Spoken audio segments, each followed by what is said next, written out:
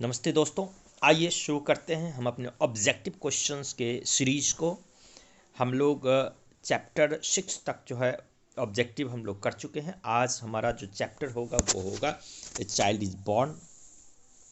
A child is born का VVI question हम लोग देखेंगे। तो चलिए बढ़ते हैं सीधे अपने क्वेश्चन की ओर। पहला क्वेश्चन है a child is born has been written by.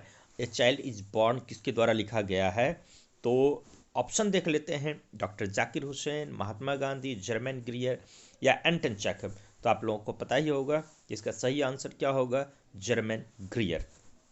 A child is born has been written by Germaine Greer. चलिए नेक्स्ट क्वेश्चन देख लेते हैं दोस्तों। नेक्स्ट क्वेश्चन है कि child is born is dash. ये क्या है? ऐसे है कि शॉर्ट स्टोरी है कि स्पीच है कि ये ड्रामा है? तो सही आंसर होगा कि ए child is born is an essay. यह एक लेख है। चलते हैं नेक्स्ट क्वेश्चन की ओर।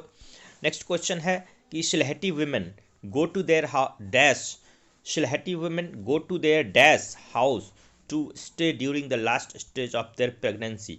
अपने प्रेगनेंसी पीरियड के लास्ट स्टेज में सिलहटी वुमेन जो हैं वो कहाँ या किसके घर पर रहने जाती हैं?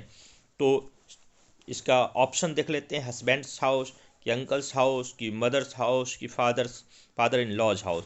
तो सही आंसर होगा कि सिलहटी वुमेन जो हैं वो मदर्स हाउस जाती हैं, माँ के घर रहने जाती हैं जब वो प्रेगनेंसी पीरियड में होती हैं। चलिए अगला क्वेश्चन देख लेते हैं हम लोग। German ग्रियर is and dash writer. ये किस तरह के राइटर, कहाँ के राइटर हैं? तो इसका ऑप्शन देख लेते हैं, इंडियन है कि ऑस्ट्रेलियन है कि अफ्रीकन है कि चाइनीज़ है? तो सही सही आंसर होगा ऑस्ट्रेलियन राइटर। चलिए अगला क्वेश्चन देख लेते हैं कि Germaine ग्रियर is a dash writer. ये किस तरह की लेखिका हैं, राइटर हैं? तो एंटी फेमिनिस्ट हैं कि फेमिनिस्ट हैं कि रेसिस्ट हैं कि रिवॉल्यूशनिस्ट हैं?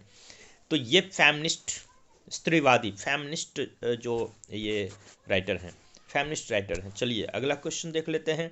अगला क्वेश्चन है कि Germaine Greer believes that socio cultural practices are design to shoot dash interest. ये सोशियो कल्चरल सामाजिक सांस्कृतिक प्रैक्टिसेस, रीति रिवाज जो हैं वो किसके इंटरेस्ट के लिए उपयुक्त होते, किसके रुचि के अनुसार बनाया गया होता है? तो मेल की, फीमेल की, लीडर्स की, एरिस्टोक्रेट्स? तो सही आंसर होगा ये मेल इंटरेस्ट को देख करके बनाया हुआ है। अगला क्वेश्चन है कि मेनी ट्रेडिशनल सोसाइटीज़, बहुत सारे पारंपरिक समाज में, women do not become members of their family.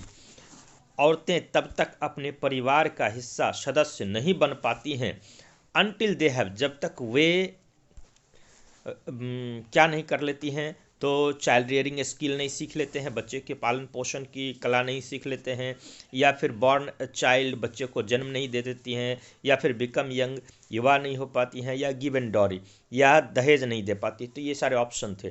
सही आंसर क्या होगा? सही आंसर होगा कि बॉर्न चाइल्ड।